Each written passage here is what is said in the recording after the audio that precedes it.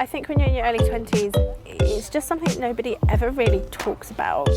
Everyone always talks about having stuff and getting stuff, but not quite the money they've spent or how they got the money to get it.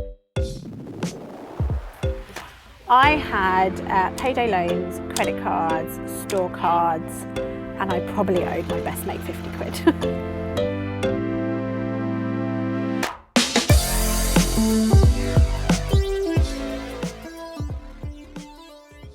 Lovely, difficult to get hold of, legal tender. Where does it all go to? I grew up in a council flat in North London with my mum and my younger brother. I had 2 or 3 jobs from when I was about 16. My mum got really, really ill and was physically unable to work. When I got to 19, I was working with a friend who introduced me to my very first payday loan.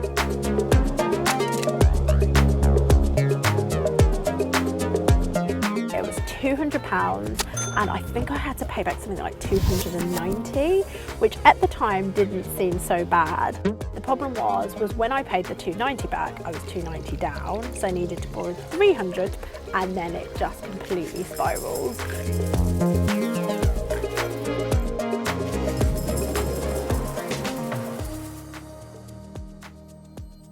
The favourite place for everyone to go for drinks after work was a cheeky Wetherspoon. I remember having a massive irrational fear of buying a round, because if I went out with everybody else, I just would not be able to afford to do it. I remember the day I got it. I remember that night we went to Wetherspoons and the drinks were on me. I think part of it for me was that at 16, 17 and 18, I was working so many jobs, looking after my mum, and I had such an overwhelming responsibility to grow up quickly. So when I had this chance to live and do all the things that my friends did probably years before me, I just grabbed it. It took me probably about 2 or 3 years to get into about 18 to 20,000 pounds worth of debt, and it took me 5 years to pay that back off. I was 22 when I got pregnant, and it was the most life-changing thing that happened to me because I was forced then to really take control. I wrote it all down in a notebook and was really, really honest with myself about how much I owed. And at that point I thought, right, let's take some action. I was working all day in an office as a temp, and then I'd work in a pub all evening. I started doing car boot sales, I started selling things on eBay. I went online and I found this website where you could respond to saucy text messages and get paid per message. I think it was only something like 15p a text, which doesn't sound like a lot, but you would send hundreds and hundreds and hundreds. I used to get a good few £100 a month and then use that to chip away at more debt.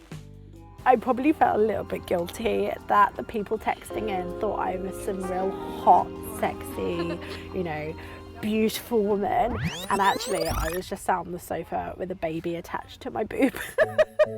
In that 8 months, I think I probably managed to work my way through more than half of my debt, which sounds crazy, but I literally went so hard at paying everything off.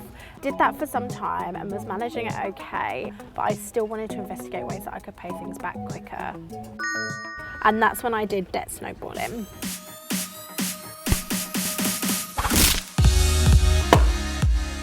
Obviously haven't got snowballs, but I'm a girl who likes herself some cake, so I'm going to explain it to you in cake slices.